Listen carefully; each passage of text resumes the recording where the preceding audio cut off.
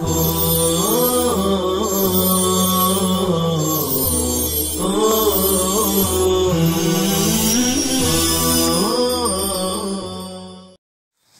اللہ الرحمن الرحیم الحمد للہ والصلاة والسلام علی رسول اللہ وعلی آلہ وصحبہ اجمعین، اما بعد۔ عزیز طلباء کرام، یہ ہمارا 11واں سبق ہے جس کا عنوان ہے فی بنی سعد، قبیلہ بنی سعد میں۔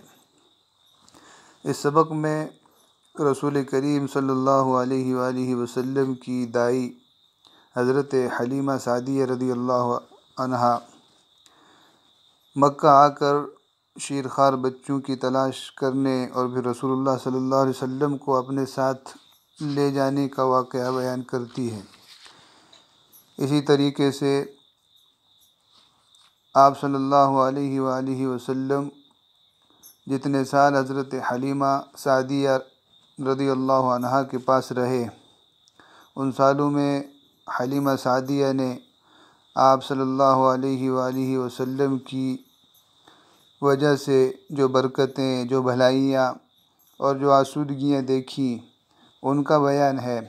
نیز ان سالوں میں آپ صلی اللہ علیہ وآلہ وسلم کے ساتھ کیا کچھ واقعات اور احوال پیش آئے، ان تمام چیزوں کو اس سبق میں پیش کیا گیا ہے۔ یہ سبق سیرت نبوی کی مشہور کتاب سیرت ابن ہشام سے لیا گیا ہے۔ حضرت رحمہ اللہ ہر دور کے نمونے پیش کر رہے ہیں تاکہ ہمارے سامنے ادب عربی کے ہر زمانے کے اسلوب اور انداز کو پیش کیا جا سکے اور ہم سمجھ سکیں کہ ادب عربی کن کن ادوار سے گزرا ہے اور کس زمانے میں، کس دور میں ادب عربی پر کون سا اسلوب غالب تھا اور کیا طرز نگارش رہا ہے۔ تو آئیے آغاز کرتے ہیں۔ بسم اللہ الرحمن الرحیم۔ فی بنی سعد، قبیلہ بنی سعد میں۔ کانت حلیمۃ بنت ابی ذؤیب السعدیۃ ام رسول اللہ صلی اللہ علیہ وسلم التی ارضعته تحدث۔ حضرت حلیمہ بنت ابی ذؤیب سعدیہ جو رسول اللہ صلی اللہ علیہ وآلہ وسلم کی دودھ پلانے والی ماں ہیں، وہ بیان کرتی ہیں۔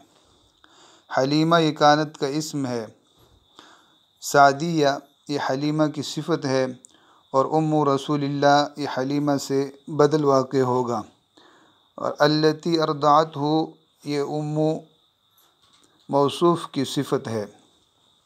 تحدث یہ کانت کی خبر ہے، اس لیے امو کا اعراب رفع ہوگا نہ کہ نصب۔ کانت حلیمۃ بنت ابی ذؤیب السعدیۃ ام رسول اللہ صلی اللہ علیہ وسلم التی ارضعته تحدث۔ ارضع یرضع ارضاع باب افعال سے دودھ پلانا، اور رضع یرضع رضاعة باب فتحہ سے مجرد میں دودھ پینا۔ تحدث باب تفعیل سے ہے بیان کرنا۔ انہا خرجت من بلدها مع زوجها وابن لها صغیر ترضعه في نسوة من بنی سعد بن بکر تلتمس الرضاعاء، کہ وہ اپنے شہر سے اپنے شوہر اور اپنے ایک چھوٹے شیرخوار بچے کے ساتھ نکلی۔ قبیلہ بنی سعد بن بکر کی عورتوں میں جو شیرخوار بچے کو تلاش کر رہی تھی۔ بلد بلاد بلدان شہر کو کہا جاتا ہے۔ ابن لہا صغیر یہ اس کا عطف زوج پر ہے، اور صغیر یہ ابن کی صفت ہے، اس لیے اعراب ہوگا وابن لہا صغیر، اپنے ایک شیرخوار بچے کے ساتھ۔ ترضع یہاں پر بھی افعال سے ہے دودھ پلانا، تو یہ تعبیر ہے ابن لہا صغیر، لہو ابن صغیر اس کا ایک چھوٹا بچہ ہے، ابنہ الصغیر اس کا چھوٹا بچہ، اور ابن لہو صغیر اس کا ایک چھوٹا بچہ ہے۔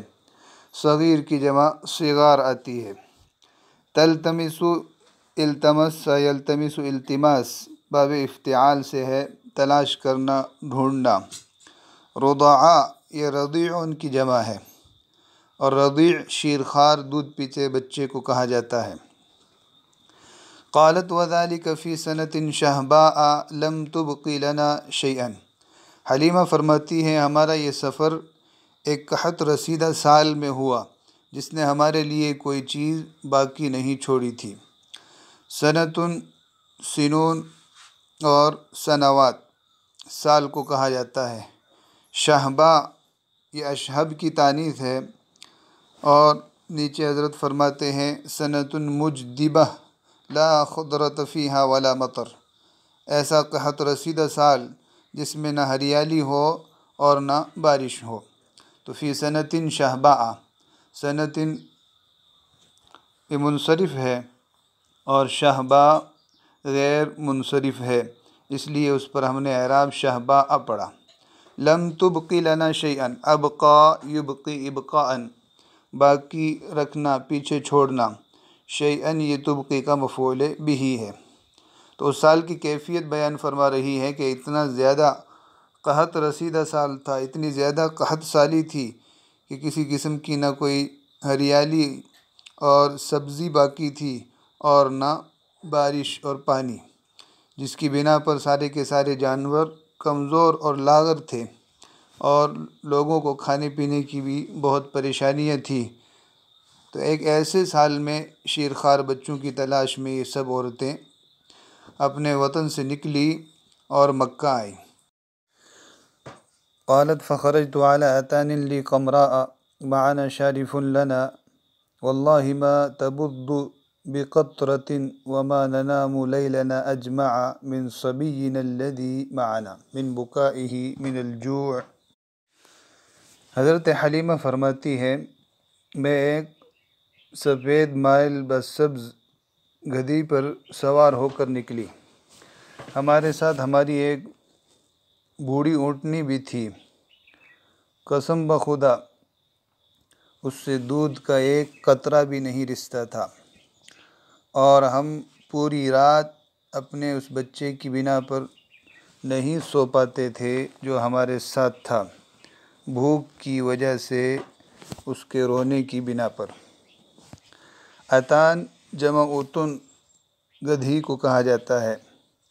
قمرا کی جمع قمر آتی ہے، نیچے حضرت نے اس کی وضاحت فرما دی ہے ہی ما لونها البیاض الی الخضر، وہ اونٹنی، وہ گدھی وغیرہ جس کا رنگ سفید مائل بسبز ہو۔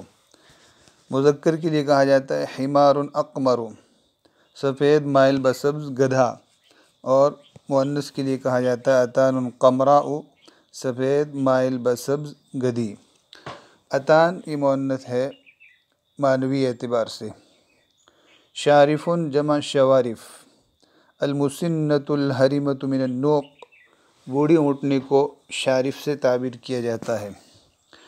بض یبض بضا بضیضا بضاضۃ، اس کے معنی ہے تسیل قلیلا قلیلا، تھوڑا تھوڑا بہنا، قطرہ قطرہ رسنا۔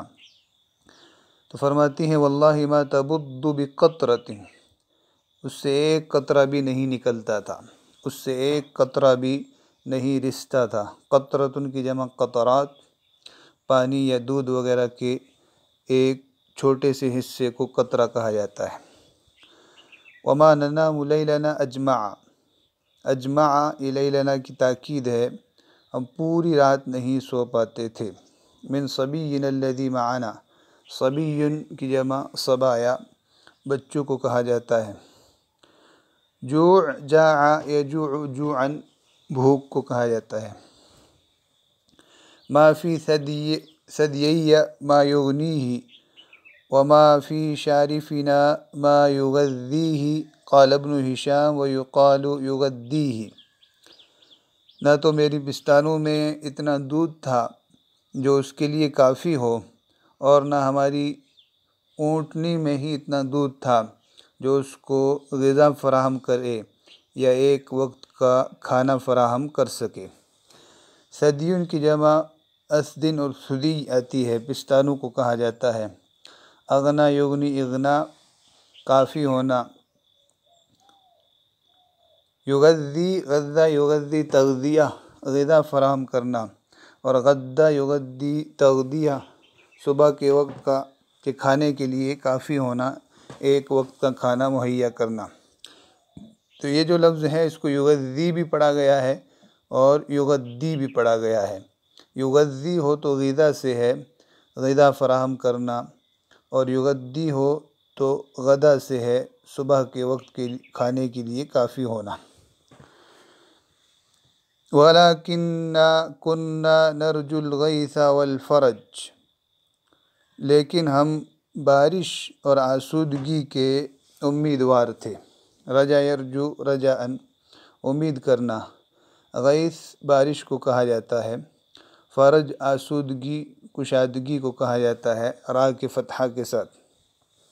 فخرجت علی اتانی تلک، تو میں اپنی اسی گدھی پر سوار ہو کر نکلی۔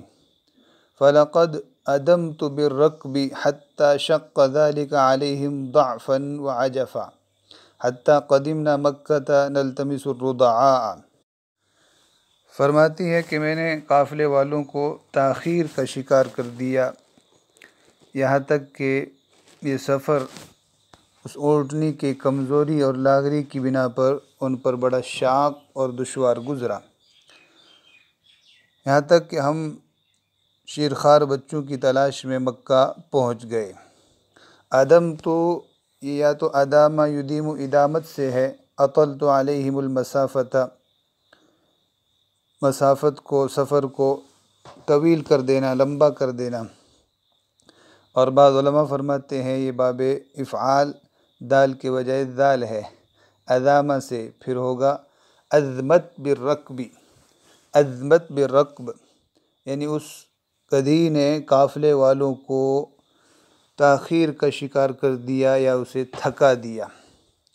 تو یہ عدم تو بھی ہو سکتا ہے اور عظمت بھی ہو سکتا ہے۔ عدم تو ہو تو دائم سے ماخوذ ہو کر تاخیر کا شکار کر دینا، سفر کو طویل اور لمبا کر دینا، اور افعال عظامہ سے ہو تو پھر عظمت کا معنی ہوگا اعیت، تھکا دینا، یہاں تک کہ قافلے والوں سے پیچھے رہ جائے۔ رکب قافلے کو کہا جاتا ہے، رکاب، شق یشق مشقتاً دشوار ہونا، مشکل ہونا۔ ضعف کمزوری کو کہا جاتا ہے، ضعف یضعف ضعف کمزور ہونا۔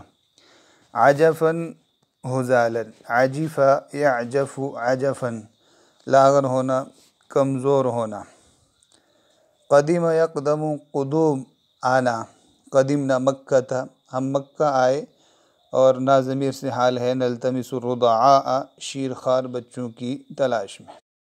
فما من امرأة الا وقد عرض عليها رسول الله صلی اللہ علیہ وسلم فتأباه اذا قیل لها انه یتیم۔ تو ہم میں سے ہر عورت کے سامنے رسول اللہ صلی اللہ علیہ وسلم کو پیش کیا گیا، تو اس نے جب یہ سنا کہ وہ یتیم ہے تو لینے سے انکار کر دیا۔ فما من امرأۃ، امرأۃ یہ ما نافیہ کا اسم ہے، عرض عرض یعرض عرضاً پیش کرنا، اسی سے مجہول ہے، عرض پیش کیا جانا، رسول اللہ عرض کا فاعل ہے۔ تأبا ابا یأبا اباءً باب فتحہ سے، ابا یأبا اباءً انکار کر دینا، اردو میں بھی استعمال ہوتا ہے، ابا کرنا، انکار کرنا، میری طبیعت کو اس سے ابا ہے، مجھے اس سے ابا ہے۔ یتیم ایتام اور یتامہ۔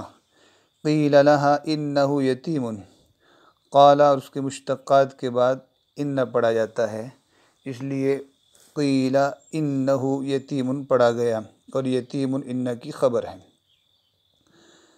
وذلك أننا إنما كنا نرجو المعروف من أبي الصبي فكنا نقول يتيم وما عسى أن تصنع أمه وجده فكنا نكرهه لذلك۔ اور اس کی یہ وجہ تھی کہ ہم بچے کے باپ سے بھلائی اور مال کی امید رکھتے تھے، تو ہم کہتے تھے کہ یتیم ہے اور اس کی ماں اور دادا کیا کریں گے، کیا دیں گے، اسی وجہ سے ہم اس کو ناپسند کرتے تھے۔ معروف نیکی کو کہا جاتا ہے اسم لکل فعل یعرف حسنہ بالعقل او الشرع وهو خلاف المنکر۔ ہر ایسے فعل کا نام ہے جس کا حسن، حسین ہونا، اچھا ہونا عقلاً یا شرعاً معروف ہو اور یہ منکر کے خلاف ہے۔ تو منکر کہا جاتا ہے برائی کو، تو اس کی ضد معروف ہے، بھلائی کو کہا جاتا ہے۔ کننا نقول یتیم، نقول اس کے بعد انہو یتیم یا ہوا یتیم، مبتدا محذوف ہے، اس کی خبر ہے یتیم۔ عسیٰ افعال مقاربہ میں سے ہے، ہوا اس کا اسم ہے، اور ان تصنع یہ پورا جملہ اس کی خبر ہے۔ عسیٰ کی خبر پر عموماً ان داخل ہوتا ہے۔ تصنع امہ وجدہ، صنع یصنع صنعا صنعا، کوئی بھلائی کرنا، کوئی کام کرنا، کچھ دینا، نوازنا۔ جدہ کا عطف پر ہے اس لیے وہ بھی مرفوع ہے۔ جدن کے معنی جدود اور اجداد، دادا نانا، جو ماں باپ کے اوپر کے سلسلے کے لوگ ہوں ان کو جدن سے تعبیر کیا جاتا ہے۔ نکرہ کرہ یکرہ کراہۃ، ناپسند کرنا، وہ ضمیر مفعول بھی ہے۔ کننا نکرہ لذلک، اسی لیے ہم اس کو ناپسند کرتے تھے۔ فما بقیت امرأة قدمت معی الا اخذت رضیعا غیری، میرے ساتھ آنے والے ہر عورت نے بچہ لے لیا سوائے میرے۔ فما بقیت امرأة قدمت معی، میرے ساتھ آنے والی کوئی عورت باقی نہ رہی، الا اخذت رضیعا غیری، مگر اس نے بچہ لے لیا، شیرخوار بچہ لے لیا سوائے میرے۔ بقی یبقی بقاء، باقی بچنا، امرأة اس کا فاعل ہے، قدمت معی یہ امرأة کی صفت ہے، رضیعا اخذت کا مفعول بھی ہے، اخذ یأخذ اخذا لے لینا۔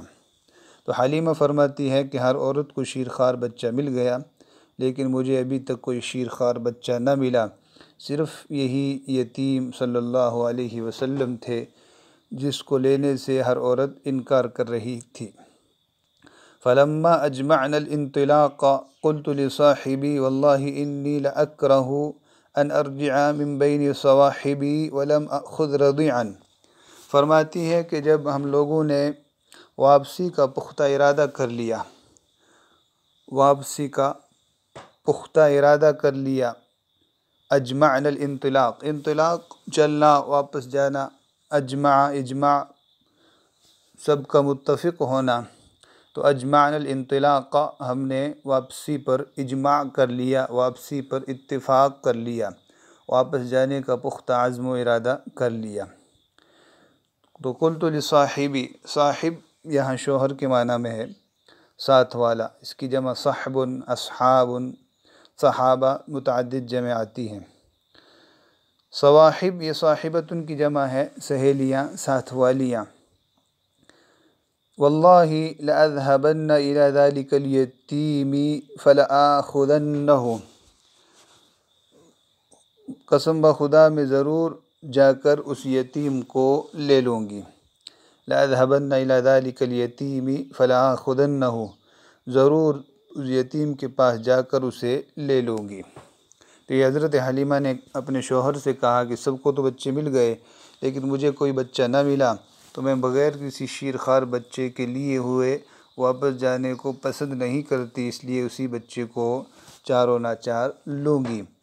قال لا علیک ان تفعلی عسى اللہ ان یجعل لنا فیہ برکۃ، انہوں نے کہا کوئی بات نہیں، تم ایسا کر سکتی ہو، امید ہے کہ اللہ ہمارے لیے اسی میں برکت رکھ دیں، برکت پیدا فرما دیں۔ لا علیک ان تفعلی، تجھ پر کوئی حرج نہیں ہے، کوئی بات نہیں ہے، تم ایسا کر سکتی ہو۔ تو بہترین تعبیر ہے لا علیک ان تفعل، تم ایسا کر سکتے ہو۔ علیک الا تفعل، تم ایسا ہرگز نہیں کر سکتے۔ تو یہاں چونکہ مخاطب مؤنث ہے اس لیے لا علیکی ان تفعلی، عسى اللہ ان یجعل لنا فیہ برکہ، برکہ را کے فتحہ کے ساتھ ہے، اس کو برکہ پڑھنا غلطی ہے، جمع برکات بھلائی، آسودگی، زیادتی، بڑھوتری۔ تو یہ حضرت حلیمہ سعدیہ رضی اللہ عنہا نے یہاں تک اپنا واقعہ بیان فرمایا۔ یہ سلسلہ مسلسل جاری ہے، انشاءاللہ 2 اسباق میں ہم اس کی تکمیل کرنے کی کوشش کریں گے۔ تو بہت ساری بہترین تعبیریں ہیں جو ہمارے سامنے سبق میں آئی، تو اس سبق کو ہم دھیان سے پڑھیں، تعبیروں کو اخذ کریں اور رسول کریم صلی اللہ علیہ وآلہ وسلم کی بچپن کے حالات، آپ صلی اللہ علیہ وسلم کی شیر خارگی کے حالات کو پڑھیں، آپ کی سیرت بھی ہمیں معلوم ہو اور ساتھ ساتھ میں ہمیں ادب عربی کے اعلیٰ نمونے ہاتھ لگیں، ہماری فصاحت و بلاغت میں بڑھوتری اور زیادتی ہو اور ہم ادب عربی کے بام عروج تک پہنچیں۔ وفقنی اللہ و ایاکم لما یحب و یرضی، وصلی اللہ وسلم علی نبینا محمد وعلی آلہ وصحبہ اجمعین۔